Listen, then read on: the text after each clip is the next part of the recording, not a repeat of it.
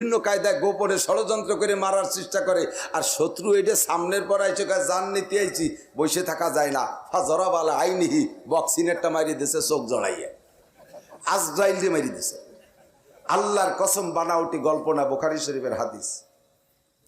ফাজরাবালা আইনিহি, চোখের উপরে যখন বক্সিন মারি দিছে, চোখ একটা অলরেডি নষ্ট হয়ে গেছে। আজরাইল আলাইহিস সালামের কথা না বাড়াইয়া চোখটা ঠাইছে ধরে উপরে উড়ে চলে গেছে। আল্লাহ কা ইয়া মালাকাল মাউত মা বালুকা, ও আজরাইল তোমার কি খবর, চোখ ধরে আসছো কেন? রব্বি জরাবানি মুসা, আল্লাহ জীবন ভরে কত মানুষে মারলাম, আমি তো কোনো জায়গা মাইর খেলাম না, আজকে তার কার কাছে তুমি আমারে পাঠাইছো? জলিলুল কদর নবী এবং রাসূল, উনি আমার চোখটা বক্সিন দিয়ে কানা করে দিছে। আরেকবার যাও, যে মুসারে জিজ্ঞেস করলো, ভাই তুমি করো আমারে মারলে কে? আজরাইল কয়, আল্লাহ তুমি কলি তো যাই লাগে, কিন্তু লোকটা বড় মিজাজি। জিব্রাইলের সাথে সব নবীকে একটু পিরিত পিন্নাই বেশি, উনারে পাঠালি কেমন হয়? কথাটা উনি শুনিয়া সুগার যদি জাতি হইতে তো গেলাম। আজরাইল কয়, আল্লাহ বল ঠিক আছে, তাই তুমি থাকো, জিব্রাইল রে পাঠাই। জিব্রাইল আলাইহিস সালাম যাইয়া বলতেছে, তুমি আজরাইলের চোখে বক্সিন দেছো কেন? মুসা আলাইহিস সালাম কে আস্তাগফিরুল্লাহ, আমি আজরাইলকে মারবো কেন? তার বডি কোথায় আর আমি মুসা কোথায়? আজরাইল আলাইহিস সালামের মূল বডি এত বড় যে সারা দুনিয়ার সব পানি আজরাইল আলাইহিস সালামের মাথায় ঢেলে দিলে বাইয়ে চুলির আগা পর্যন্ত আসবে না, গা তো ভেজবেই না। এত বড় আজরাইল মারা যায়। কয় যে একটু আগে একটা লোকরে বক্সিন দিয়েছিল, হ্যাঁ ওটা তো মারাই দরকার। চতুর্দিকে শত্রুই মারা হয়েছে, আমার কয় তোমার জান নিতে আইছে, ওরে খালি এত জাতি দেওয়া যায় না, বক্সিনেরটা দিছি। কয় যে ইন্নাহু মালাকাল মউত, ওইটাই আজরাইল। মুসা আলাইহিস সালাম জিব্বে কবর, আল্লাহ কাজটা হচ্ছে কি? তা উনি এসে পরিচয় দেবেন, আমি মালাকুল মউত, আমি তো মরার জন্য রেডি রয়েছি, এই কেমন একটা কাজ হয়ে গেল। তা মারলেন কেন? কয় যা কে কি কারণে মারছি, তা মারলি তো মরে যেতেন, আল্লাহর সাথে সাক্ষাৎ হতো, তা আপনি মরাকে ভয় পেলেন কেন? মরাকে ভয় পাই নেই, আমার আল্লাহর সাথে কিছু দড়ি দরবার আছে, ওই কাজটা কথাগুলো আমার শেষ হয় নেই, এর মধ্যে আমার যদি মারতে আসে তাহলে তারা ছাড়িয়ে দিতে পারি না। কি আছে, কি কথা কন? কয় যে আমি তো তোমার সাথে কথা কব, আমি তো কব আল্লাহর সাথে কথা। কার সাথে? শেষবারের মতো আমি আল্লাহর সাথে কথা কয়ে মরতে চাই। এই সুবাদে উনি আল্লাহ পাকের সাক্ষাৎ কামনা করছে। তো যে বলছে, আল্লাহ লোকটা আসলেই মিজাজি, কলি আমার কাছে কয়ে দিতে পারতো কি যদি মারামারি আছে, তা না কয়ে সে তোমারে ডাকছে। আল্লাহ বললেন যে ঠিক আছে, ডাক দাও, মুসাকে ডাক দাও, যা বলে তুর পাহাড়ে আসতে বলো। তুর পাহাড়ে গেছে, আল্লাহ জিজ্ঞেস করছে এই কথা। মুসা আলাইহিস সালাম বলতেছে, আল্লাহ মরবো তো বটেই, ফিরাউনের দেশে আর দুনিয়া থেকে স্বাদ নাই, এ দুনিয়া খালি সিটার বাটপার বদমায়েশে ভরা, এখানে খালি ওরা শান্তি, ওরা শান্তি, শান্তির জগৎ তো মরার পরে, কথা কয় না কেন?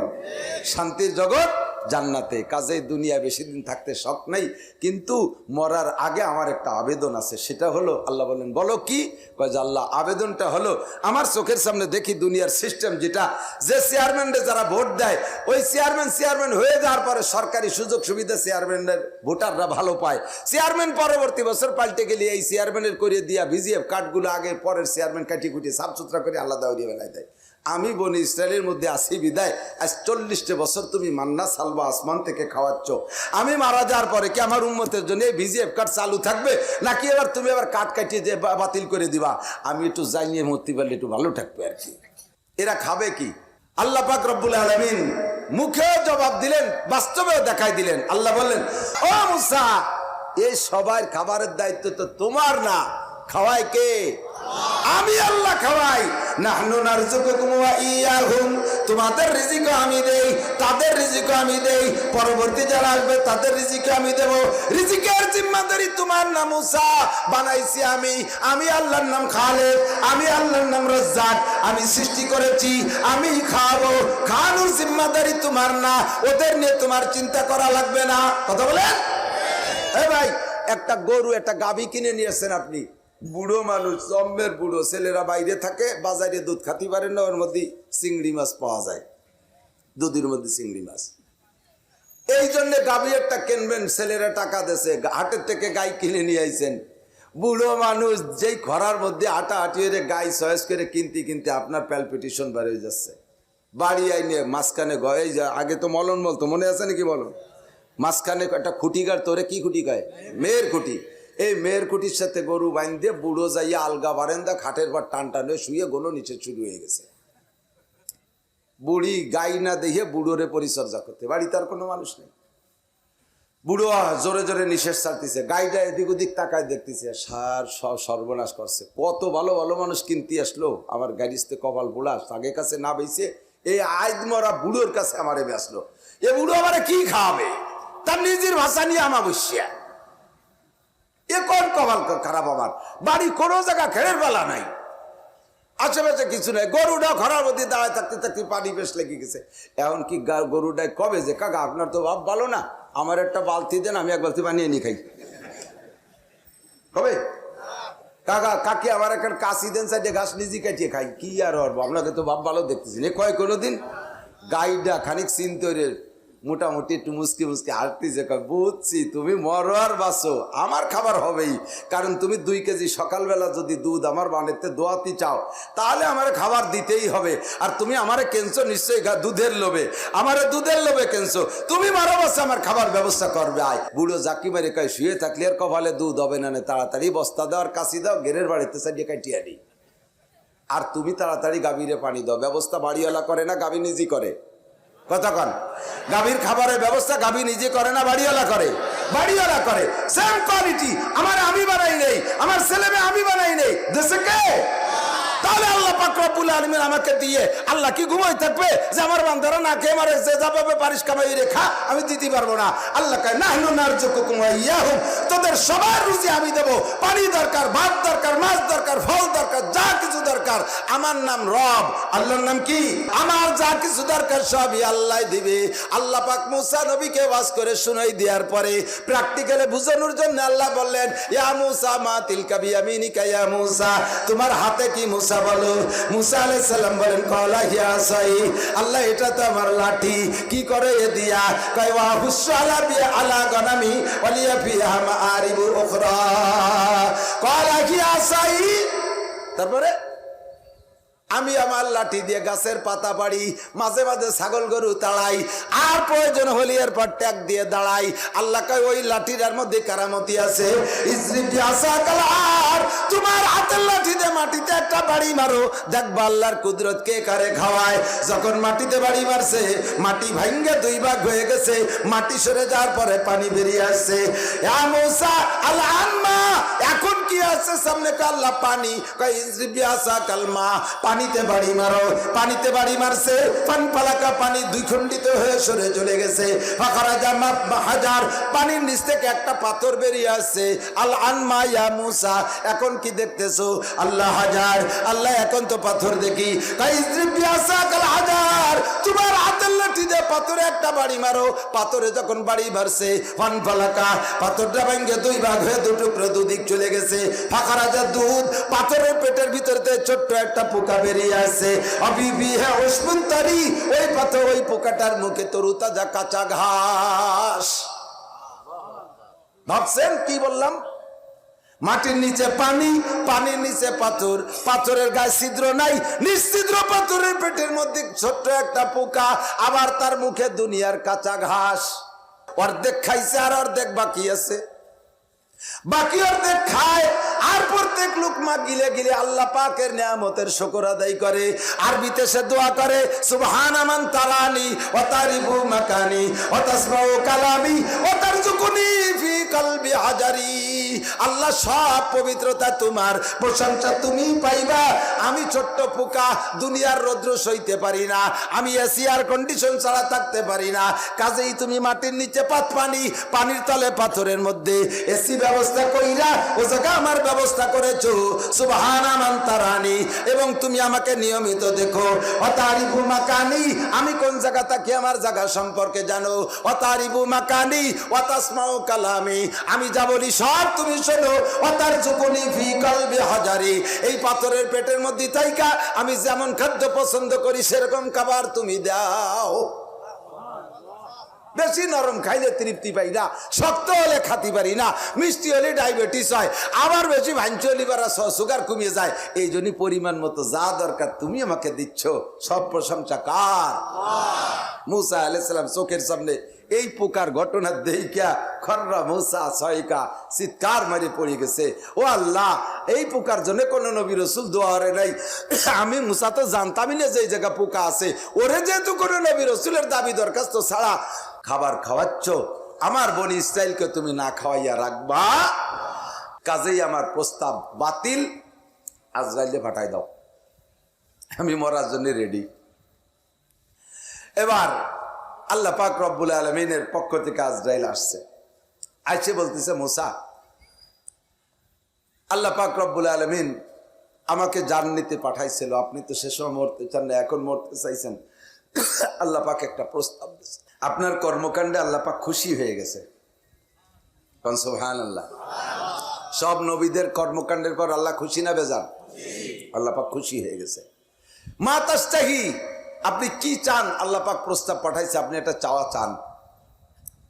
মুসা আলাইহিস সালাতু ওয়াস সালাম আল্লাহ পাক রব্বুল আলামিনের এই প্রস্তাবের পরে আবার বলতেছে, আমি আল্লাহর সাথে কথা বলি। বলতেছে, আল্লাহ বলতেছেন, মুসা, একবারে চাবা, দুইবার চাইতে পারবা না। একটা চাইয়ে পাইলে পরে হচ্ছে ভালো একটা দেখে আবার তুমি এলোমেলো করবা যে আল্লাহ আগের ডানা পরের ডায়ে, সব হবে না। একবার চাবা, বলো কি চাও। মুসা আলাইহিস সালাম চিন্তার মধ্যে পড়ে গেছে, আল্লাহর কাছে কি চাবো, এসছে ভালো তো থাকতে পারে। খানিক চিনতে টিনতে কয় যে আল্লাহ পরে চাবানি, তুমি একটা কথার জবাব দাও আগে। কয় কও, কি কও? আল্লাহ, আমি যদি তোমার জায়গা হতাম আর তুমি যদি আমার জায়গা হইতে, আমি যদি আল্লাহ হইয়া তুমি মুসা হইতে, আর আমি যদি তুমি মুসারে এই প্রস্তাব দিতাম, তুমি কি চাইতে তাই কও, আমি তাই চাবো।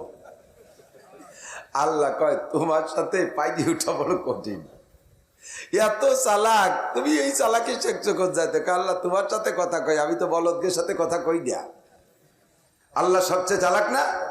ও দোস্ত, আল্লাহ বলেন যত চালাক আছে সব চালাকের সৃষ্টিকর্তা আমি আল্লাহ। কথা বলেন ঠিক? কত চালাকি করবি, সব চালাকের উপরে আমি আল্লাহ। মুসা কয়, আল্লাহ আমি তো সর্বশ্রেষ্ঠ চালাকের সাথে গল্প করি, তাহলে বোকা হওয়ার কোনো প্রশ্নই আসে না। তুমি তাড়াতাড়ি কও, বেলা যাচ্ছে, রাত বাড়ি যাচ্ছে, তাড়াতাড়ি কও। কয়, মুসা, আমি যদি মুসা হতাম আর তুমি যদি আল্লাহ হইতে আর আমার কাছে এই প্রস্তাব দিতে, তাহলে আমি তোমার কাছে সুস্থতার সাথে, পূর্ণ সুস্থতার সাথে লম্বা হায়াত চাইতাম। মুসা আলাইহিস সালামকে আল্লাহ, তাহলে এবার যার যার জায়গায় সেই যাই, আমি এবার মুসা হইয়া তোমার কাছেও সুস্থতার সাথে লম্বা হায়াত চাই। আল্লাহ বললেন, কত হায়াত চাও বলো? কয়, আল্লাহ তুমি কি পরিমাণ দেওয়ার জন্য প্রস্তুত আছো? কয়, তোমার গায়ে যত লোম আছে প্রত্যেক এক একটা লোমের বিনিময়ে 100 বছর করে হায়াত দেওয়া হবে, তাতে যতদিন লাগে অতদিন। মুসা আলাইহিস সালাম বলে, আল্লাহ তারপরে কি হবে? কয়, তারপরেও মরতে হবে, তারপরেও মরণ ছাড়া রেহাই নেই। কুল্লু নাফসিন যায়িকাতুল মাউত, সবার মরা লাগবে কি লাগবে না? সব মরবে।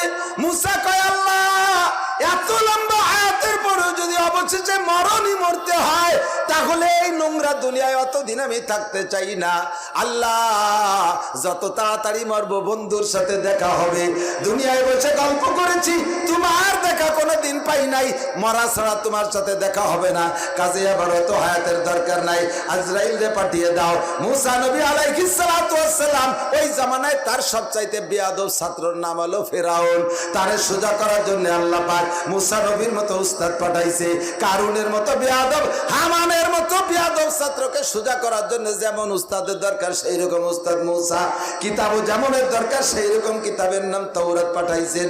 আস্তে আস্তে আস্তে আস্তে দাউদ নবীর সময় চলে আসতে ছাত্রদের প্রমোশন আরো বাড়ছে। এবার এরা বিশ্ববিদ্যালয়ের ছাত্র হয়ে গেছে।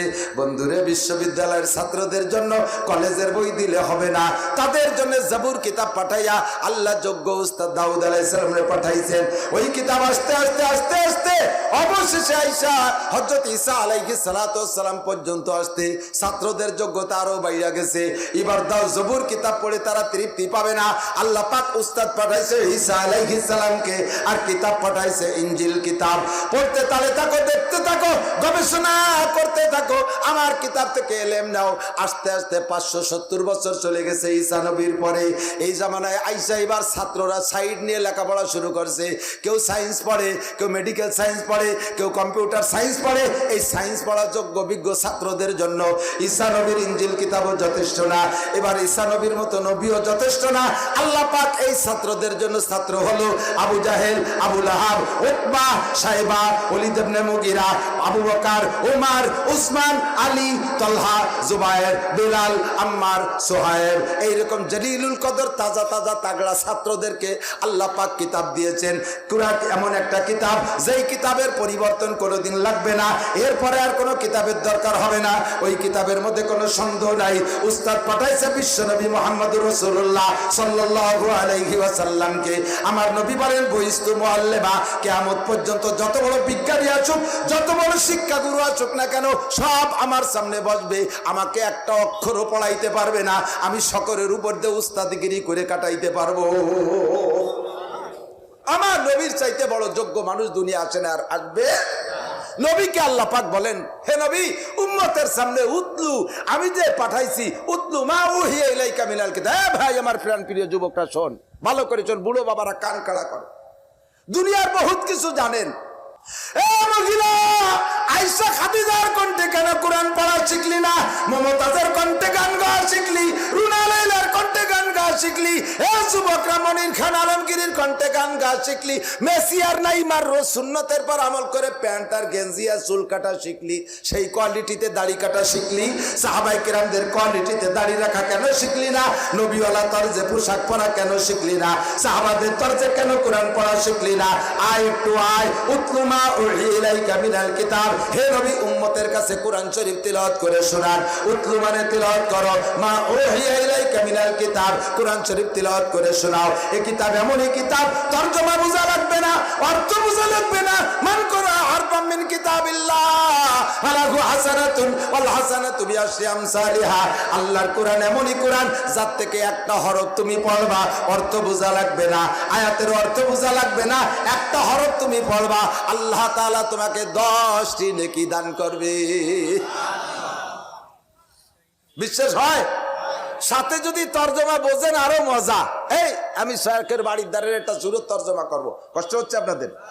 নামাজের মধ্যে সূরা ফাতিহা পড়েন কি পড়েন না? যেদিন থেকে নামাজ শুরু করছেন সেই দিন থেকে পড়েন না? এখন তার পড়তে মনে চায় না? হ্যাঁ, এই একটার কতদিন পড়বো, পাল্টায় পড়া দরকার, তাই নাকি? দুনিয়ায় বহুত গান শুনছি, ছোটবেলা থেকে শুনতে শুনতে। সাদের লাউ বানাইছে মোরে তরকারি, মনে আছে নি মুরব্বীরা? এক সময় এই গান ছিল না, ডুগডুগি লুগলুগি কে তো কত দেখাইতো, এই গান শুনতাম। রূপে আমার আগুন জ্বলে, যৌবন ভরা অঙ্গে, প্রেমের সুধা পান করে নাও, আয় রে আমার দিওয়ানা। এ পুরান গান এখন শুনলে মনে হয় লাথিতে চিৎ করে ফেলাই দিই, ঠিক না?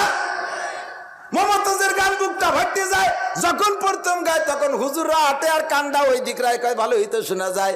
এখন যদি কেউ গায় মনে কয় লাথি দিয়ে তার বুকটা ফাটাই ফেলাই দিই। জীবন ভরে সূরা ফাতিহা পড়ি, ইমাম সাহেব পড়ে, আমরা পড়ি, আর আমাদের বিরক্ত লাগে না। যতবার পড়ি ততবার নতুন মজা লাগে। আলহামদুলিল্লাহি রাব্বিল আলামিন আর রহমানির রহিম মালিকি ইয়াউমিদ্দিন ইয়্যাকা না'বুদু ওয়া ইয়্যাকা নাস্তাঈন اهدنا الصراط المستقيم صراط الذين أنعمت عليهم غير المغضوب عليهم ولا الضالين। قلنا آمين। খারাপ লাগছে? 20 পারা কোরআন শরীফ পড়ার নেকি আমিও পাইছি, যারা অন্তর দিয়ে শুনছেন প্রত্যেকের আমলনামায় 20 পারা কোরআন শরীফ পড়ার নেকি লেখা হয়ে গেছে। এমনই মজার কোরআন, পড়ার সময় যদি তরজমাটা বোঝেন তাহলে মজা লাগবে। এই এদিক তাকান, নামাজ তো সবাই পড়ি, বিশেষ করে আইম্মায়ে মাসাজিদ ইমাম যারা আছেন তারা জেহরি কেরাতে অবশ্যই, আর আমরা সেররি আর জেহরি জোরে পড়ি আর আস্তে পড়ি। সূরা ফাতিহা পড়ার তর শিখে নেন আমার থেকে, বলবো? আমরা গড়গড় গড়গড় করে পড়ে চলে যাই, মাঝে কোনো গ্যাপ দেই না, কিন্তু প্রত্যেকটা আয়াতের পরে আল্লাহ তাআলা এক একটা জবাব দেয়। আপনি যখন পড়েন আলহামদুলিল্লাহি রাব্বিল আলামিন, সমস্ত প্রশংসা ওই আল্লাহর যে আল্লাহ সারা জাহানের প্রতিপালক। এই বলার সাথে সাথে আল্লাহ কয় হামিদানি আব্দি, এত খুশি হয় আল্লাহ। বলার সাথে সাথে আল্লাহ জবাব দেয় হামিদানি আব্দি, ও ফেরেশতারা আমার বান্দা আমার প্রশংসা করছে, বান্দা তোমাকে থ্যাংক ইউ, ও বান্দা তোমাকে ওয়েলকাম, বান্দা তোমাকে স্বাগতম, বান্দা তোমাকে ধন্যবাদ, আর তুমি আমার প্রশংসা করেছো। এই বলে আল্লাহ তাআলা আপনার এই আয়াতের জবাব দেয়। কোন সুবহানাল্লাহ। আর রহমানির রহিম বলার সাথে সাথে আল্লাহ কয় আতনা আলাইয়া আব্দি, আমার বান্দা আমাকে আবারও প্রশংসা করেছে। মালিক ইয়াউমিদ্দিন, বিচার দিনের মালিক আমার আল্লাহ। বিচার দিনের মালিক কে? বাংলাদেশ হাইকোর্টের বিচারপতি, সুপ্রিম কোর্টের বিচারপতি, ভারতের হাইকোর্টের বিচারপতি, আমেরিকার বিচারপতি। বিচার দিনের মালিক কে? মালিক ইয়াউমিদ্দিন বলার সাথে সাথে আল্লাহ জবাব দেয় সাদাকা আব্দি, ও বান্দা তুই এ কথা জানলি কি রে যে আমি বিচার দিনের মালিক? তবে যা বলেছিস সত্য কথা বলেছিস, এ কথা জবাব দে। আল্লাহ পাক জবাব দেন মালিক ইয়াউমিদ্দিন। এবার বলতেছেন 3-4 নম্বর আয়াত, ইয়াকা না'বুদু ওয়া ইয়াকা নাস্তাঈন। এই আয়াতের মধ্যে দুইটি অংশ, অর্ধেক আল্লাহর আর অর্ধেক বান্দার। ইয়াকা না'বুদু, আল্লাহ তোমার ইবাদত করি। ও বন্ধু, নামাজ কার জন্য? জোর হলো না? নামাজ ও ইবাদত, খালি নামাজ না। ইয়াকা না'বুদু, নামাজ পড়ি তোমার ইবাদত। রোজা রাখি, ইয়াকা না'বুদু, রোজা তোমার ইবাদত। তিলাওয়াত করি তোমার জন্য, মসজিদ করি তোমার জন্য, মাদ্রাসা করি তোমার জন্য, দান করছি তোমার জন্য, কুরবানি করি তোমার জন্য। এ বাবা, টুপি রাখো, টুপি পরি কার জন্য? দাড়ি রাখছি কার জন্য? সুন্নত করি আল্লাহর জন্য, ফরজ করি আল্লাহর জন্য, পর্দা করি আল্লাহর জন্য। ইয়াকা না'বুদু, যত ইবাদত আছে আল্লাহ মানুষের জন্য করি না, ইবাদত সব তোমারই জন্য করি। এলো অর্ধেক। আর অর্ধেক কি কইছি? ওয়া ইয়াকা নাস্তাঈন। রব্বুল আলামিন, আমার কি কি দরকার এটা তো আমি জানি না, আমার সব দরকার তুমি জানো, আমার সব প্রয়োজন তোমার কাছে আমি প্রার্থনা করি। ওয়া ইয়াকা নাস্তাঈন। এই তরজমা মনে থাকবেন তো? এখন থেকে সূরা ফাতিহা পড়লি এই তরজমাগুলো মনে আসবে, দেখবেন যে আপনার নামাজের মধ্যে একাগ্রতা আসবে, যে আপনি যা চাইতেছেন তাই মুখে বলতেছেন। একদিন তো মুখে বলছেন, তরজমা জানেন না, এখন শুনলেন আর তরজমা মুখস্থ হবে, পড়ার সময় এই কথাগুলো মনে পড়বে। ওয়া ইয়াকা নাস্তাঈন, তোমারই কাছে সাহায্য চাই। এই কথা বলার পরে আল্লাহ কি জবাব দেয় জানেন? কয় হাদা বাইনি ওয়া বাইনা আব্দি ওয়ালি আব্দি মা সাআলা। এই আয়াতটা আমার আর আমার বান্দার মাঝে দুই ভাগ। আমার টুক যেটা আছে আমি পাইলাম, ওয়ালি আব্দি মা সাআলা, আমার বান্দা যা চাইতেছে সব তারে দিয়ে দিলাম। ওয়ালি আব্দি মা সাআলা, এই তোকে চাকরি লাগবে, আলাদা আল্লাহ নামাজের মধ্যে সূরা ফাতিহার মধ্যে কইও না যে আল্লাহ আমার একটা চাকরি দাও, কইও না।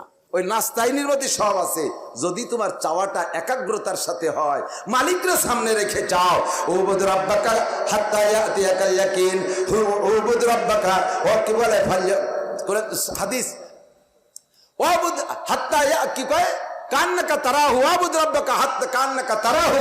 তুমি তোমার রবের ইবাদত করো কেমন যেন আল্লাহকে দেখতেছো, কেমন যেন আল্লাহকে দেখতেছো। আরে ভাই, আল্লাহকে দেখতেছি ভাব যদি কল্পনা আমার সামনে আসে, তখন আমার মাথার মধ্যে কিচ্ছু আসবে না, দুনিয়ার কোনো ধান্দা আসবে না। আপনি নামাজে এদিকে দিকে দিক খুব জায়গা মতো চলে আসছি, নামাজে দাঁড়াইয়া আপনি ভাববেন আমি এখন দাঁড়াইছি কার সামনে? ডাইনে জান্নাত, পিছন বামে জাহান্নাম, দাঁড়িয়ে আছি পুলসিরাতের উপরে, নড়াচড়া করে কায়দা আছে, পিছনে আজরাইল। আমি তাহলে এই অবস্থা উঠতেছি। আসসালাতু মেরাজুল মুমিনিন ভাবতে ভাবতে আপনি মনের কল্পনা নিয়ে একেবারে 7 আসমান পার হইয়া, বাইতুল মামুর পার হইয়া, আপনার জায়নামাজ সহ সিদরাতুল মুনতাহা পার হইয়া আপনি চলে গেছেন আরশে আজিমে। আল্লাহ পাক তার চেয়ারে বসা আছে, আপনি আল্লাহর চেয়ারের সামনে দাঁড়াইয়া আল্লাহ নূরানি চেহারা দেখতেছেন, আল্লাহ নূরানি চেয়ার দেখতেছেন। আর ওইভাবে কল্পনার ভিতর দিয়া আলহামদুলিল্লাহি রাব্বিল আলামিন আর রহমানির রহিম মালিক ইয়াউমিদ্দিন ইয়াকা না'বুদু ওয়া ইয়াকা নাস্তাঈন। ও আল্লাহ, ইবাদত করতে তোমার সামনে আরশে আজিমে আমি চলে আসি, ইবাদত তোমারই করি, সাহায্য তোমারই কাছে চাই, সাহায্য তোমারই কাছে চাই। আল্লাহকে কি সাহায্য চাও? কয় জীবনে যা দরকার সব দিবা, বিশেষ করে তোমার কাছে একটা জিনিস চাই, ইহদিনাস সিরাতাল মুস্তাকিম, আমার সিরাতে মুস্তাকিম দাও। আল্লাহ, বাংলাদেশ ভরে গেছে হাজারো হাজার রাস্তা, আমি তো রাস্তা খুঁজে পাচ্ছি না। আমলিগ, বিএনপি, জামাত, জাতীয় পার্টি, আটরশি, চন্দ্রপাড়া, মানিকগঞ্জ, সুরেশ্বর, বজেশ্বর, ইনায়তপুর, বাহাদুরপুর, শরীয়তপুর, মাদারীপুর, ফরিদপুর, তবলিগ, সরমুনাই, এতাহাতি, ওয়াজাহাতি, তারপরে হিজবুত তাওহীদ, কাদিয়ানি, আহলে হাদিস, কি আর বলতো বুঝে উঠতে পারতেছি না। আল্লাহ, আমি চলে আসছি আরশে আজিমে, তুমি আমার সামনে, আমি এই জায়গাতে ভালো একটা পথ আমার না দেওয়া দিলাম, জাতি পারতেছি না। ইহদিনাস সিরাতাল মুস্তাকিম, সঠিক পথ আমাকে দেখাও। আল্লাহ কয় সঠিক পথ তোর কি দূরে একটা জানা আছে? কোন ধরনের সঠিক পথ? কয় যে আল্লাহ সিরাতাল্লাযীনা আনআমতা আলাইহিম, যেই পথে চলার কারণে একদল মানুষকে তুমি পুরস্কৃত করেছো, সাহাবায়ে কেরাম, নবী রাসূল, আমারে সেই রাস্তায় চালাও। তবে আল্লাহ তোমার কুদরতি কদমে আমি সিজদা দিয়ে বলে যাব, আমারে এক রাস্তা দুইটা রাস্তায় বসল চালাইও, তোমার পায়ে ধরি আল্লাহ, তোমার কুদরতি পায়ে পড়ে আমি সিজদা দেব একটু পরেই আল্লাহ, আমি তোমার পায়ে পড়ে বলি গায়রিল মাগদুবি আলাইহিম ওয়ালা দাল্লিন, অভিশপ্ত জাতি, পথভ্রষ্ট জাতি, এদের পথে আমারে চালাইও না। অভিশপ্ত জাতি ইহুদি আর পথভ্রষ্ট জাতি নাসারা, অভিশপ্ত জাতি ইহুদি, পথভ্রষ্ট জাতি নাসারা। এই ইহুদিরা বনি ইসরাইলরা খোদার গজবে অভিশপ্ত। মুসা আলাইহিস সালামের উপস্থিতি আয়াতে 9 বলে 9টা গজব ওদের উপরে আসছে, 9টা গজব আল্লাহ পাকের রব্বুল আলামিনের পক্ষ থেকে গজব একের পর এক আসছে। আর ওরা অভিযোগ করে সব মুসা আলাইহিস সালাম, লাস্টে যাইয়া ওদের মাথার উপরে পাহাড় একটা উঠাই দিছে, পাহাড় একটা উঠাই দিছে।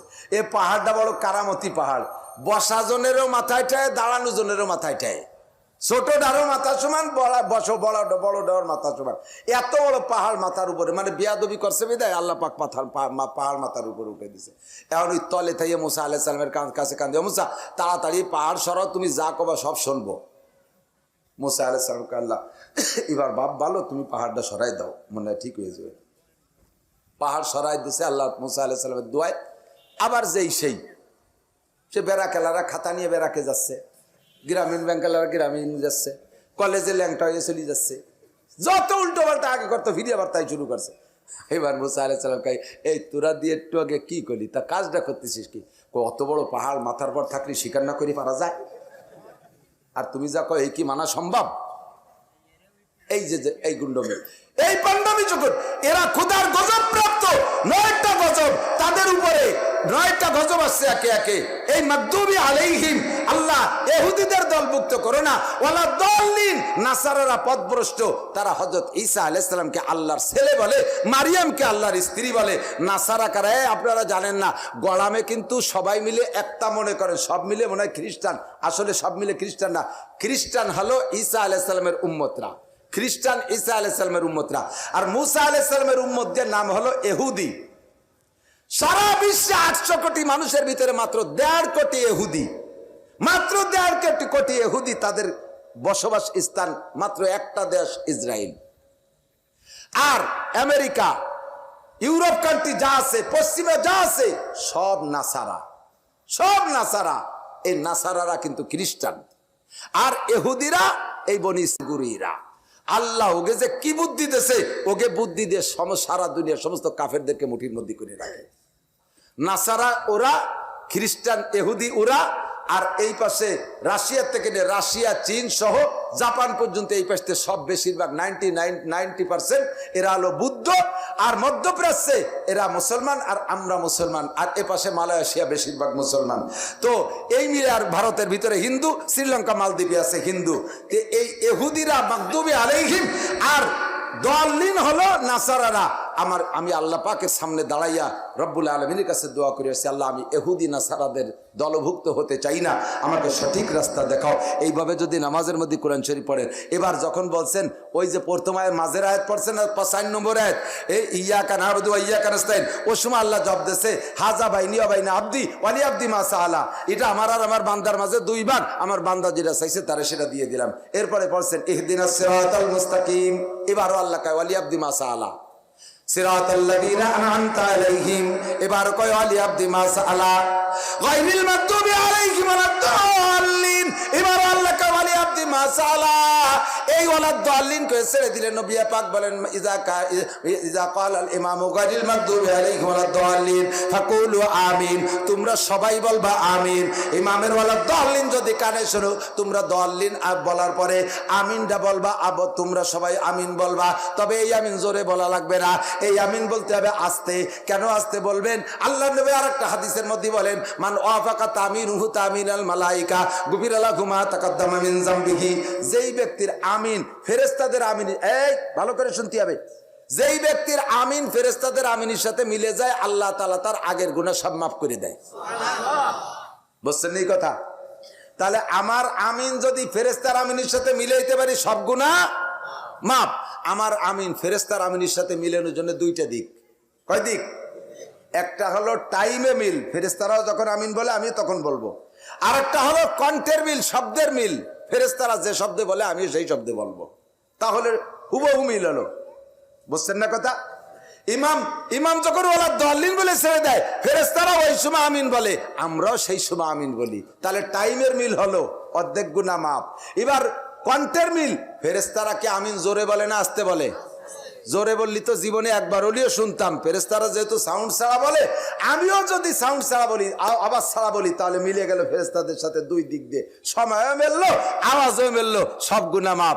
এদিকে ফেরেশতাদের সাথে টাইমে মিলাইছি, ওদিকে শব্দে মিলাই নেই। ফেরেশতারা কইছে আস্তে, আর আমি বললাম আমিন। ফেরেশতারা কয় তোর অর্ধেক মিলছে, অর্ধেক মিলে নেই, তোর অর্ধেক গুনাহ থাক। তাই যেতে পারে, কোয়া যায় না। আমিন বলবেন আস্তে। কথা কি মনে আছে? তো দোস্ত উতলুমা উহিয়া ইলাইকা মিনাল কিতাব, ইমাম সাহেবরা নিচে যাচ্ছে বিদায় একটারে কয় আলহামদুলিল্লাহ রাব্বিল আলামিন রহমানির রহিম মাগদুবি, হঠাৎ দলিন একে নিচে যে হঠাৎ দলিন, মাঝে কি হচ্ছে শোনা যায় না। বিশেষ করে তারাবির নামাজ, তারাবির নামাজে তো আলহামদু শোনা যায় আর ওলা দলিন শোনা যায়, মাঝে একটু বোঝাই যায় না। এই স্যার রেল গতিতে চলে। আল্লাহ যে আপনার আয়াতের পর জবাব দেবে, আল্লাহরে সুযোগ দেবেন না, ভাগ দেবেন না। প্রত্যেক আয়াতের পরে থেমে থেমে পড়া, আসতে পড়লেও আওয়াজ ছাড়া পড়লে এরকম থেমে থেমে পড়বেন। আমরা পাবলিকরাও পড়বো উতলু মা উহিয়া ইলাইকা মিনাল কিতাব। এরপরে আল্লাহ বলে ওয়া আকিমিস সালাহ, তিলাওয়াত করো কিতাব আর নামাজ কায়েম করো। জোরে বলেন কি কায়েম? নড়বে না, কি কায়েম? আজকে ফিলিস্তিনিদের জন্য দোয়া হবে, গাজাওয়ালাদের জন্য দোয়া হবে। লাস্টে আমরা সূরা ইখলাস আর ফাতিহা খতম এবং দোয়া ইউনুস পড়ে দোয়া করব।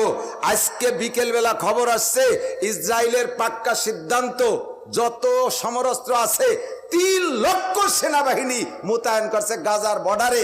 72 ঘন্টার ভিতরে গাজাকে মাটির সাথে মিশিয়ে দেবে, ধুলোর সাথে মিশিয়ে দেবে, কোনো ঘর বাড়ি মানুষজন কিচ্ছু রাখবে না। এই প্ল্যানে ইসরায়েল নামছে, আরামসে বসে রয়েছেন দোস্ত। কমপক্ষে এই জায়গা শেষে একটু তাদের জন্য মোনাজাত করে যাওয়া যাবে না? যাবে না ইনশাআল্লাহ? যুবক নরিষ্টা ভাই, অল্পক্ষণের মধ্যে দোয়া করে দেবো ইনশাআল্লাহ। গাজার মুসলমানদেরকে আল্লাহ বিজয় দান করে, বলেন আমিন। আল্লাহ হামাসের মুসলমানদেরকে বিজয় দান করো। লেবাননের মুসলমান হিজবুল্লাহকে আল্লাহ জয়ী করে দাও। ফিলিস্তিনের যুবকদেরকে মুসলমানদেরকে জয়ী করে দাও। আল্লাহ মাবুনদের চোখের পানি তুমি কবুল করে নাও। এতিম ছোট বাচ্চারা পতাকা হাতে করে নাচছে, তাদের পতাকা তুমি কবুল করে নাও। তোমার দ্বিতীয় কাবা বাইতুল মুকাদ্দাসকে আজকে রাতারাত তুমি বিজয়িত স্বাধীন করে দাও। দোয়া করে যাবেন ইনশাআল্লাহ। আকিমিস সালাহ, নামাজ কবুল হয়, কি বলে দোয়া কবুল হওয়ার জন্য 1 নম্বর ফরজ হলো, 1 নম্বর শর্ত হলো 5 ওয়াক্ত ফরজ নামাজ। উলামায়ে কিরাম সাক্ষী, ফরজ নামাজের পরে দোয়া কবুল হয়। এর জন্য সবাই মিলে হাত উঠে মুনাজাত করতে হবে তা না, যার যার দোয়া সেই সেই করতে হবে। আমার কি কি দরকার এটা কি ইমাম সাহেব জানে? কথা কয় না। ইমাম সাহেব যদি দল বল নিয়ে মোনাজাত না করে, অনেক মসজিদে ইমামরা চাকরিও ছুটাই দেয়। ইমাম সাহেব আছে যে এইভাবে মোনাজাত করা, রেগুলার করা, বাধ্যতামূলক করা বেদাত, এই জন্য উনি মাঝে মাঝে ছাড়তে চায়। কমিটির মাথার 10-12 জন এবার রেডি হয়েছে, ইমাম যদি খালি একদিন মোনাজাত বাদ দেয়, এবার ওর দেবো চাকরি খাইয়ে দেবো।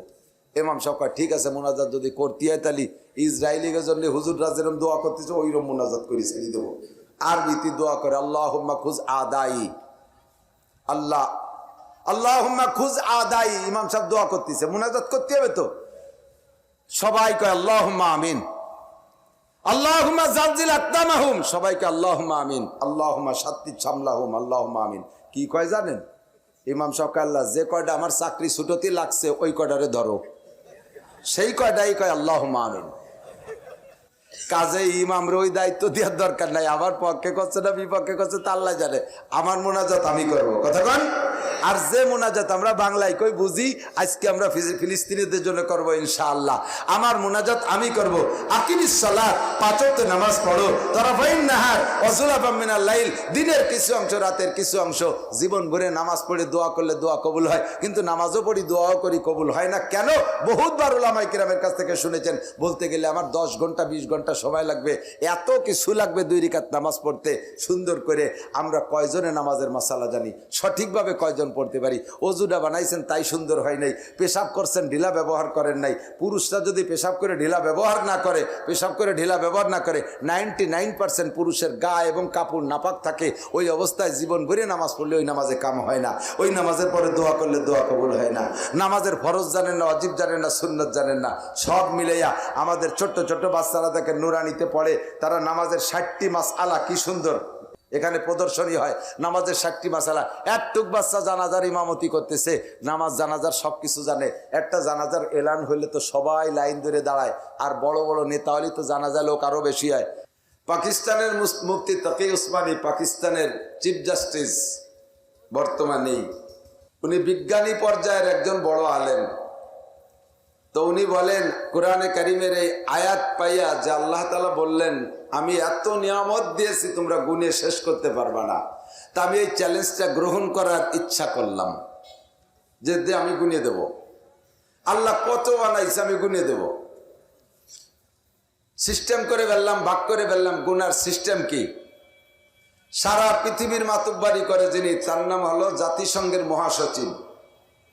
7টা মহাদেশের প্রধান যারা, এই মহাসচিব সব যদি সবাইরে বলে এই যার যার মহাদেশে যত নিয়ামত আছে, যত সৃষ্টি আছে সব গুনিয়ে দাও।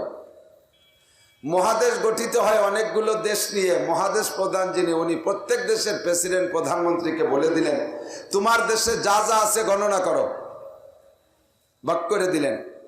এবার প্রত্যেক দেশে বিভাগ আছে বা প্রদেশ আছে, প্রাদেশিক প্রধান বিভাগীয় প্রধানকে দায়িত্ব দিলেন প্রেসিডেন্ট প্রধানমন্ত্রী তোমার এরিয়ায় যা আছে গণনা করো। উনি তো আর একা পারবে না, উনি ভাগ করে দিলেন জেলায় জেলায়। ডিস্ট্রিক্টের ডিসি সাহেবরা তোমার জেলায় যা আছে গণ। ডিসি সাহেবরা ভাগ করে দিলেন 5টা 8টা থানা আছে, টিওনরে কইল যে তোমার থানায় যা আছে গুনিয়ে দাও। টিওনো সাহেব 10টা চেয়ারম্যানরে ডেকে কলো যে আমি একা অত গুনতে পারবো না, যার যার ইউনিয়নে যা যা আছে গুনিয়ে দাও। চেয়ারম্যান এবার 9 জন মেম্বার আর 3 জন বিটি মেম্বার, এই 12 জনরে কলো যে যার যার অর্ডারটা গুনিয়ে দিবি। মেম্বার চিন্তা করলে যে এত একা পারা যাবে না, প্রত্যেক বাড়ি বাড়ি যে কই আসি ভিজিএফ কার্ড আর করোনা ভাতা যদি খাতি চাই বাড়ি যা যা আছে গোন। বাড়ি এবার আব্বা গার্জিয়ান কইলে যে আমি কি একা খাই নাকি, সবাই মিলে গোন। তুই রান্নাঘর গোন, তুই গোয়েল ঘর গোন, তুই এই পাশ গোন, যার যার যা আছে গোন। এইভাবে ব্যক্তিগত থেকে গোনা শুরু করতে করতে করতে জাতিসংঘ পর্যন্ত গেলে সারা দুনিয়ায় 5 বছরই লাগলো। কিভাবে গুনতে পারবো না? আল্লাহ যে কইলেন আমি এত বানাইছি যে তোমরা গুনে শেষ করতে পারবে না, এত সহজ, একেবারে আসান। তাহলে আল্লাহ তাআলা কি মিথ্যে কথা বললেন? উনি বলেন তারপরে আমি 3 বার সাবমেরিনে করে সমুদ্র তলদেশ ভ্রমণে গেছি। ওই 3 বার যাইয়া আমি চ্যালেঞ্জে ফেল করছি। জমিনের উপরিভাগে যত সৃষ্টি আছে এর চাইতে হাজার হাজার গুণ বেশি পানির তলে আছে। মেম্বার চেয়ারম্যানরা উপরের কটা গুনবি, পানির তলে ডুবই কিনা গুনবি? তাহলে গণনা করা সম্ভব। চক্ষু কে দিছে? জিহ্বা, ঠোঁট।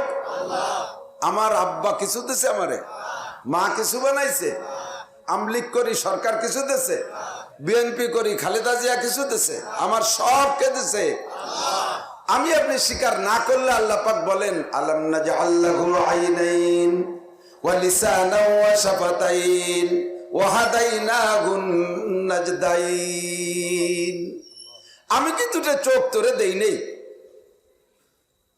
সব সারা বডির ভিতরে তোমার চক্ষু দুটো অতি ছোট দুটো পার্টস। একজন বিবেকবান জ্ঞানী মানুষ, বুদ্ধিমান মানুষ সারা দুনিয়া যদি তার নামে লিখে দেয়, আমার বিশ্বাস এই দুনিয়ার বিপরীতে, দুনিয়ার প্রতিদানে চক্ষু দুটা কেউ দিতে রাজি হবে না। তাহলে বোঝা যায় সারা দুনিয়ার চাইতে আমার চোখের দাম বেশি। সারা দুনিয়ার বিপরীত আমার জানটা আমি দেব না, সারা দুনিয়ার বিপরীত আমার জিহ্বাটা আমি দেব না, সারা দুনিয়ার বিপরীত আমার দেহের কোনো অঙ্গ আমি দেব না। গোটা দুনিয়ার যে দাম তার চাইতে আমার প্রত্যেক এক একটা পার্টসের দাম আমার কাছে অনেক বেশি। আল্লাহ পাক বলেন বান্দা তোমার দেহের মধ্যে কোটি কোটি টাকার সম্পদ আমি ঢুকিয়ে রেখেছি, আর তোমাকে লালন পালনের জন্য যথাসময় যা কিছু দরকার, যে সিজনে যা দরকার, যে যেমন মানুষ তার জন্য সেরকম নিয়ামত তৈরি করে রেখেছি। বড়দের জন্য বড় নিয়ামত, ছোটদের জন্য ছোট নিয়ামত। একই নামের নিয়ামত দুই রকম আছে। কথা কন। বড় লোকরা বড় বড় শৈল মাছ কিনে খাতে পারে, গরিব মানুষ শৈল মাছ খাতে পারে না। আল্লাহ কয় তোকে জন্য টাই মাছ বানালাম। শৈল না পারিস, কমপক্ষে টাকি কিনে খাইস। বড় লোকরা বড় বড় বল মাছ কিনে খায়, গরিব মানুষ বল মাছ 5,000 10,000 টাকা দিয়ে কিনতে পারে না। আল্লাহ কয় ওই বংশে ছোট ছোট পাবদা মাছ বানাই দিলাম, তোরা তারির কয়টা কিনে খাইস। ঠিক না? বড় লোকরা বড় আইড় মাছ কিনে খাও, গরিব মানুষরা পারবে না। আল্লাহ কয় তোকে জানি ট্যাংরা মাছ বানাই দিছি ওই বংশের। কমপক্ষে ছোট ছোট ট্যাংরা কিনে খাতে পারবি। 3,000 টাকা দামের লুঙ্গি আছে, পরার লোক আছে। আবার 300 টাকা দামের লুঙ্গি আছে, তা পরার লোক আছে। আছে না নাই? 500 টাকা দামের চাউল কেজি আছে, তা খাওয়ারও মানুষ আছে। আবার 30 টাকা দামের চাউল আল্লাহ বানাইছে, 30 টাকা দামের চাউল খাওয়ারও মানুষ আছে না নাই? 500 টাকা দামের চাল যারা খায়, ওকে 30 টাকা দামের চাউলের ভাত রান্না করে দিলে খাইয়ে বাঁচতে পারবে? দাস তো বমিয়ে ছেড়ই বেড়ে নষ্ট হয়ে গেল। ঠিক কিনা? আবার যারা 30 টাকা দামের চাউল খায়, তাদেরকে 500 টাকা দামের চাউল দিলে কাম হবে না। ওই পাতলা ফুরফুরে ভাত খাইয়া কোদালে 2 কোপ দিয়ে একবার পেশাব করলি 1 ঘন্টায় 2 বন্ধু কাজ করতে পারবে। ঠিক না? ওকে ব্যাটের মধ্যে কম দামি মোটা চাউল পাথরের মতো ওজন হয়ে থাকতে হবে, 2 বন্ধু কোপাতে হবে। ঠিক না? ভেবে দেখছেন আল্লাহ পাক কেমন আল্লাহ? কোন সুবহানাল্লাহ, বলেন সুবহানাল্লাহ। সারা দেশ থেকে দুঃখ আর আফসোস আর আর্তনাদ আর কান্না আসতেছে, সাথে সাথে যে যেমন মানুষ তার প্রশ্ন তেমন, আর প্রশ্নটাও করবে যে যেমন মানুষ তার কাছে। আমাদের কাছে ধর্মীয় প্রশ্নগুলো করে, আমাদের কাছে তার ডাক্তারি প্রশ্ন করেন। আমরা যত বড় বিজ্ঞ যোগ্য হই না কেন, আমরা এই জায়গা আছি। ঠিক না? আমি যদি মাইকিং করে দেই, হুজুর মাওলানা তরিক সাহেব একটু মাইকিং করে দেন, আমি রাত্রি হজের পরে থাকবো, কাল সকাল 8টা থেকে 10টা পর্যন্ত চক্ষু অপারেশন করব। সুখবর সুখবর সুখবর, গোপালগঞ্জের মাওলানা নাসির সাহেব কালকে বিনি পয়সায় চোখ অপারেশন করবে। কেউ আসবে আমার কাছে? এ ওয়াজ করবো শুনে কত মানুষ আইছে, কিন্তু চোখের কথা শুনলে কেউ আসবে না। উনি কি MBBS নাকি? উনি কি আই বিশেষজ্ঞ নাকি? উনার কাছে যাই এসে ভালো চোখ কান্না হয়ে আসবে নাকি? যদি কেউ আসেও, আমার কেউ চোখে হাত দেওয়া ঠিক হবে? হ্যাঁ, চোখের ময়লাও তো আমি সাফ করতে পারি না, কোথায় তাই অপারেশন। ভালো চোখ কান্না হারিয়ে ফেলবো। ঠিক কিনা? আমি যদি বলি সুখবর সুখবর সুখবর, আগামীকালকে আমি এদেশের মহিলাদের পেটের বাচ্চা বিনা পয়সায় সিজার করে বের করে দেবো, এক বিটিও আসবে। আর আসলে কি আবার হাত দেওয়া ঠিক হবে? বাচ্চা কাটিয়ে নেবো, বটি দিয়ে কাটিয়ে বেরোলাম, কিন্তু নাড়ি কাটতে যদি ভাষাতে ভালো তা কাটিয়ে বেলাই দিই, ঝামেলা হতে পারে কিনা? কাজেই আমারও জায়গা হাত দেওয়া ঠিক হবে না। এ কথা যেমন সত্য, যারা ডাক্তার ইঞ্জিনিয়ার ওই জগতে লেখাপড়া করছেন, তারাও ধর্মীয় লাইনে ওজুর মশলাও ফতোয়া দিতে আসবেন না। কথা বলেন না? তারা ওয়াজ করতে আসবেন না, তারা তাফসীর করতে আসবেন না, তারা নাড়ি কাটতে যায় ভাষাতে ভালো তা কাটিয়ে বেলায় দেবেন শেষে। আমি যেমন ও জায়গা যাবো না, আপনিও আইছেন না। আপনার কাছে আমরা ওষুধের জন্য যাবো, উলামায়ে কিরামের কাছে ধর্মীয় বিষয় নিয়ে আসবে। সারা দেশ থেকে অভিযোগ আসতেছে, মানে জিজ্ঞাসা হচ্ছে, হুজুর যে বদরের যুদ্ধে আল্লাহ তাআলা 5,000 ফেরেশতা পাঠাই দিল, এই ফিলিস্তিনিকে জন্য 2টি ফেরেশতা হয়, খালি আজরাইলে পাঠাই দিলি তো সাফ করে ফেলাই দিতেন মাইরিয়ে। কি আরে আল্লাহ সহি দেয় না? জোরে কান আল্লাহ সহি দেখে কি দেখে না? আল্লাহ কয় বান্দা আমি একটু ভালো করে দুইটা দিক আল্লাহ ফলো করে। একটা হলো তোমাদের কাছে যেভাবে যা চাই তোমরা তো তা দাও না। যার সাথে যত বেশি আপন তার কাছে তত বেশি অধিকার, কতক্ষণ তার উপরে তত বেশি শাসন চলে। আপনার ছেলেটা আর প্রতিবেশী ভাইয়ের বেটা, স্বাস্থ্য ভাইয়ের ছেলে, 2জন 7-8 বছর বয়স রাস্তায় খেলাধুলা করতেছে। ব্যান একটা অতর্কিত আইসা স্বাস্থ্য ভাইয়ের ছেলের পার উপর দিয়ে উঠে নলার এই জায়গা হাঁটুর নিচে ভাঙ্গে দোবাজ হয়ে গেছে। আর আপনার ছেলের রানে লাগে একটু পাতলা নুনতা ছাল উঠে গেছে। আপনি যে দেখে কি করবেন? নিজের ছেলেটারে ওই জায়গায় একটা ইনতে ছাল খানিক উঠে গেছে, কানতেছে, তার মধ্যে ঘাট খাইছে ধরে আরো 2 থাপ্পড়। শুয়োর আর আসবি রাস্তায়, তোরে মেরি ফেলাই দেবো একেবারে। ওর ওই জায়গাতে, কারণ ওর ওই জায়গা থেকে পাতলা চামড়া উঠে গেছে, আপনার কলিজার থেকে এক খাবলা উঠে গেছে। আপনার সন্তান সে রাস্তায় যে অনিয়ম কেন চলবে, তার কারণে ভ্যানের ধাক্কা কেন খাবে, এই জন্য সাথে সাথে আরো 2 থাপ্পড়। আর ভাই বেটা স্বাস্থ্য ভাইয়ের ছেলে ঠ্যাং ভেঙে গেছে, তার জন্য কি এ কামাল তো সালে ঠ্যাং ভেঙে গেছে, তাড়াতাড়ি দিয়ে যা, ধরিয়ে নিয়ে যা, এইটুক শেষ, এই বলুন তুই শেষ। কতক্ষণ মুসলমানের কাছে আল্লাহ নামাজ চায়, রোজা চায়, হজ চায়, যাকাত চায়, ফরজ চায়, ওয়াজিব চায়, পর্দা চায়, দাড়ি চায়, টুপি চায়, পাগড়ি চায়, তাহাজ্জুদ চায়, ইশরাক চায়, আমিন চায়, মসজিদ চায়, মাদ্রাসা চায়, তাবলীগ চায়, হক্কানি পীর মাশায়েখের কাছে যাইতে বলে, হালাল খাওয়া চায়, হারাম বর্জন করতে চায়, সুদ ছাড়ো, ঘুষ ছাড়ো, জিনা ছাড়ো, ব্যভিচার ছাড়ো, চুরি ছাড়ো, ডাকাতি ছাড়ো, রাস্তাঘাট মেরে খাওয়া ছাড়ো, মানুষের হক মারা ছাড়ো। তুমি আমার আপন, তুমি আমার ফ্যামিলির সদস্য, তুমি যদি অন্যায় করো তাহলে আমি আল্লাহ তাআলা গাঢ় ঠাইসে ধরিয়া এমন করে পিটান দেব, আমি নিজে মারবো, কাফের মুশরিকদের তোদের পর চাপাই দেব। খামার খাইবার কেমন লাগে? যেমন মুসলমানের দাবি আল্লাহ তাআলা করে, সেরকম মুসলমান আল্লাহ পাচ্ছে না। এজন্য আল্লাহ পাক কাফের মুশরিকদেরকে চাপাই দিয়ে মাইর খাওয়ায়। যাদের জন্য দোয়া করি, দোয়া তো করবই, এই হলো এক কারণ মাইর দেওয়ার। আর একটা হলো মোমেন কতটা ইমানদার আল্লাহ তাআলা তা তাহকিক করে বাছাই করে নেয়ার চেষ্টা করে।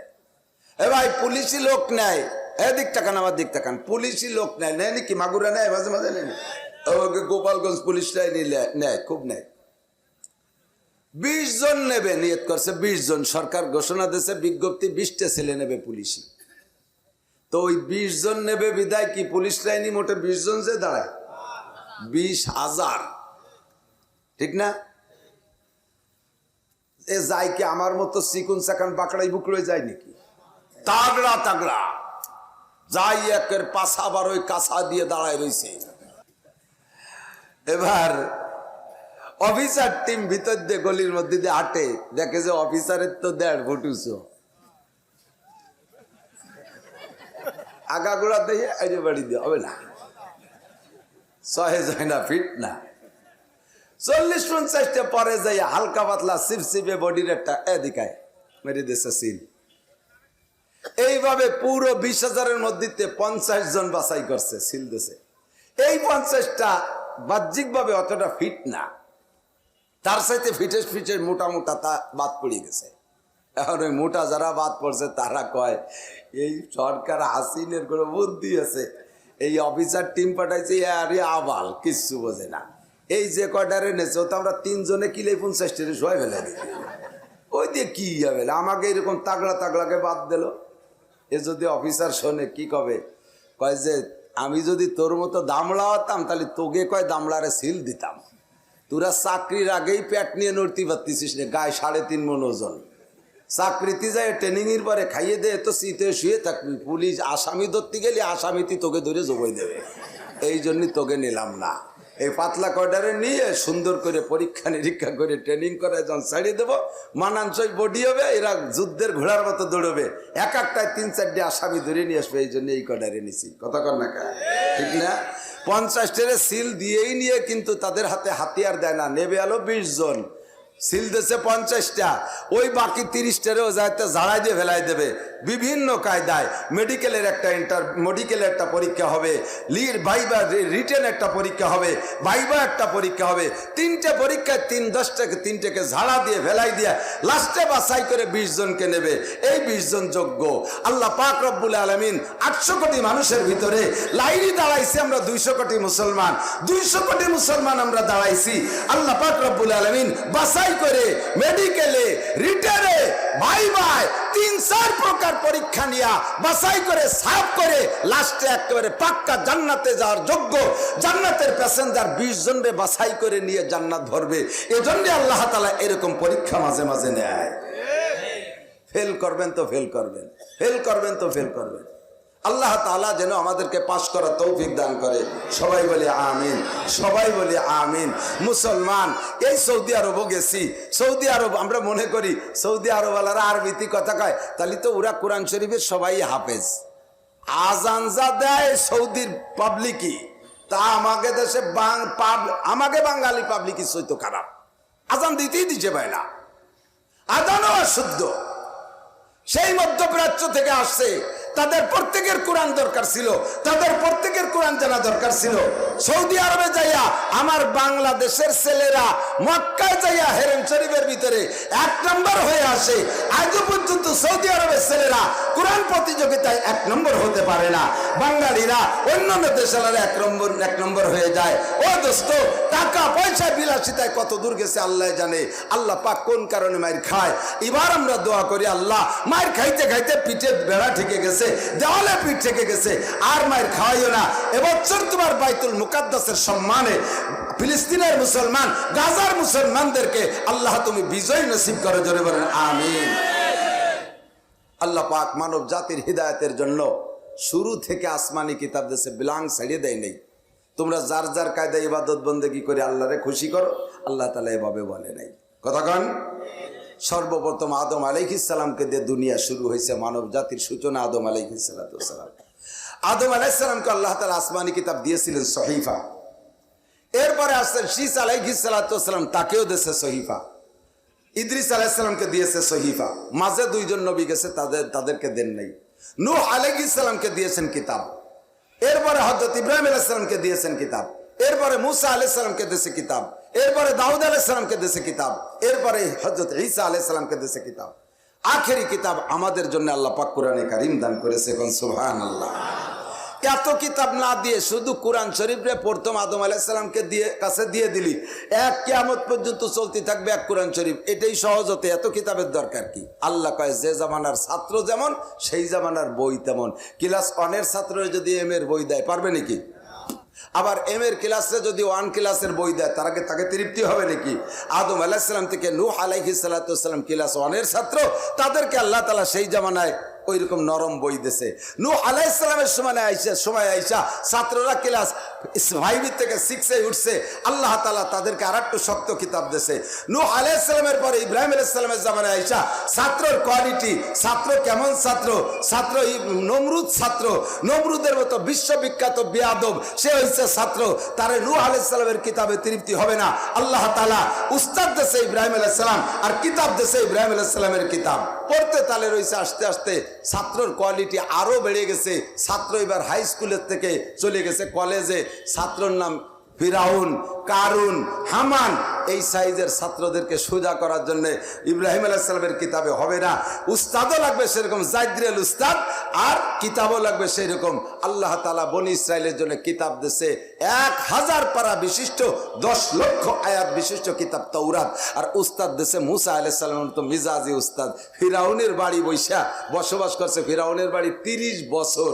30 বছর পরে যে যখন নবুয়তি ভাব আসছে ভিতরে, তখনও নবুয়তি উনি টের পায় নাই। আল্লাহ তখনও ঘোষণা দেয় নাই। কিন্তু হক আর বাতিল নবীরা ছোটবেলা থেকেই বোঝে।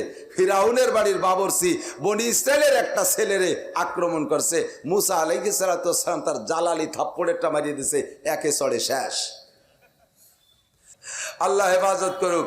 সঠিকভাবে মাসালাগুলি যাই না, আমরা শরীয়তের সব বিধান আমল করব।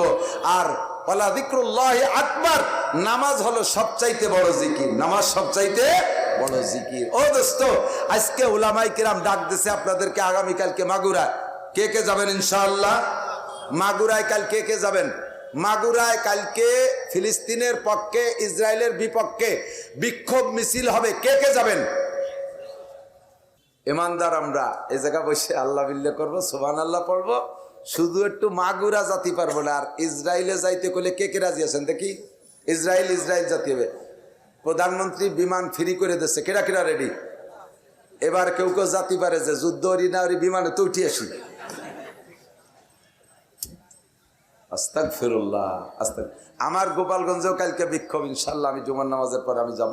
আমি গোপালগঞ্জ উলামা পরিষদের সভাপতি। আমরা আহ্বান করছি, মাগুরা যাবেন জেহাদে শরিক হবেন তাদের জন্য দোয়া করবেন। এখন থেকে প্রতিজ্ঞাবদ্ধ হতে হবে, আমরা 5 ওয়াক্ত নামাজের পরে ফিলিস্তিন বিজয়ের আগ পর্যন্ত নিয়মিত আমরা নামাজের পরে দোয়া করতে পারবো না ইনশাআল্লাহ? দোয়া তো করতে পারবেন ইনশাআল্লাহ। এতদিন নিজেদের জন্য দোয়া করছি, এখন থেকে আমরা ফিলিস্তিনে মুসলমানদের জয়ের আগ পর্যন্ত দোয়া করব। আর এই উলামায়ে কেরাম আছে বিদায় এখন আপনাদেরকে ডাকতেছি, এ থাকবে না তো ডাক বন্ধ হয়ে যাবে। আর এই উলামায়ে কেরাম প্রোটেকশন হয় মাদ্রাসা থেকে, কাজেই আমরা সর্বহালাতে সমালোচনার মুখ বন্ধ রাখবো। দিক থেকে আমি মাঝে মাঝে বলি, আমার মাদ্রাসায় যে খবর নেন, আমি এই জায়গায় থাকলাম, আপনি ফোনও করতে পারেন, আমার অফিসিয়াল নাম্বার দিয়ে দিচ্ছি। আমার অফিস করেন যিনি মৌলানা আব্দুল করিম সাহেবের কাছে, যে আমাদের নাসির সাহেব মাদ্রাসায় কি দেয় আর কি নেয় একটু জিজ্ঞেস করতে পারবেন। আমি 2019 সালের থেকে আমার মাদ্রাসার প্রিন্সিপাল, আমার বেতন 30,000 টাকা, 30 পয়সা আজও নিতে পারি নেই। আর 19 সালের থেকে এই পর্যন্ত প্রায় 50 লক্ষ টাকা আমি মাদ্রাসায় দিছি। 50 লক্ষ টাকা, 1 পয়সা তো নেই। আজকে দুপুরবেলা মেহমানের সাথে চাইলে খানা খাইছি, সুযোগ পাইনি, আগামীকাল যে 500 টাকা দিয়ে রসিদ কেটে দেবো। আমি মাদ্রাসার খাইও না, বেতন করিও নেই না। এরপরও সারা দেশে আমার এলাকার মধ্যে আছে বহুতজন কয়, উনি আন্তর্জাতিক খ্যাতি সম্পন্ন মানুষ, কোটি কোটি টাকা আসে মাদ্রাসার নামে, আমাকেও কিছু দেয় আর ফিরাই খাই ফেলে। না দিলি মাদ্রাসা এত সুন্দর হলো কিরে দেয়, গোজা গৌনি বুঝি বেড়াবে আল্লাহর কাছে। আমরা তো পাচ্ছি মাদ্রাসা, এই বলে আবার সান্ত্বনাও নেয়। ইন্না বাযাজ জান্না ইসমুন, কুধারণা করবেন কবিরা গুনাহ হবে। কুধারণা কবিরা গুনাহ। মাঝে মাঝে একটা উদাহরণ বলি, 2 ফকির মহিলা ভিক্ষা করতেছে, যৌথ ভিক্ষা করে পয়সা পাইছে 5 পাই, কথা কেন না, পয়সা পাইছে 5 পাই। এখন 5 পাই তো আর ভাগ করা যায় না। বৈশে সন্ধ্যের সময় ঝগড়া লাগছে, একজন কাপা আজকে আমি নে তুই কাল নিস, কয় তুমি 5 পাই নিলি 3 দিন আসবা না, তোমারে চিনি, হয় আমারে দাও নয় ভাগ করে দাও। এই 5 পাই ভাগ করবে কি রে? এর মধ্যে 2 পুলিশ আসছে, পুলিশ এসে কয় চাচি সন্ধ্যে হয়ে গেছে, এখন আপনি এসে কাকা বাড়ি যান। বাবা 5 পাই ভাগ করতে পারতেছি না, এই জন্য বাড়ি যেতে পারতেছি না। আর তোমরা প্রশাসনের লোক, তা একটু ভাগ করে দাও, একটু বাড়ি যাই। এখন পুলিশ হোক আর আইজি হোক 5 পাই ভাগ করতে পারবে নি। এখন পুলিশ মহা বিপদে পড়ে গেছে, বিপদ ছাড়া থেকে বাঁচার জন্যই পকেটের আর 5 পাই বেরোইয়া কয় যে ওই 5 পাই 1 চাচি নাও আর এই 5 পাই আর 1 চাচি নাও। 2 চাচিরে 2 5 পাই দিয়েছে, সমাধান হয়ে গেছে, যাও বাড়ি যাও। কয় যাও তোমরা যাও, আমরা যাই, একটু শকর আদায় করে যাই। ঝামেলা যেহেতু মেটছে, একটু শকর আদায় করতে হবে। পুলিশ 2 জনের বিদায় দিয়ে এক মহিলা বলতেছে, সারা দেশে পুলিশকে নামে বদনাম, খালি ঘুষ খায় ঘুষ খায় ঘুষ খায়। দেখছিস আজকে পুলিশ কত ভালো। এই পুলিশটা আসলে 2 জন বাড়ি যেতে পারতাম, এ পয়সাও ভাগ করতে পারতাম না, বাড়িও যেতে পারতাম না, শকর আদায়। আর এক মহিলা কয়, তোর বাদ দে পুলিশের প্রশংসা, এর মধ্যে তো 2-5 টাকা না খাইয়ে ছাড়ছে নাকি? এর মধ্যে 2-5 টাকা না খাইয়ে, পয়সা কত? 5 পাই, পকেটের তো দেশে 5 পাই, তার মধ্যে তো 2-5 টাকা না খাইয়ে ছাড়ি নেই।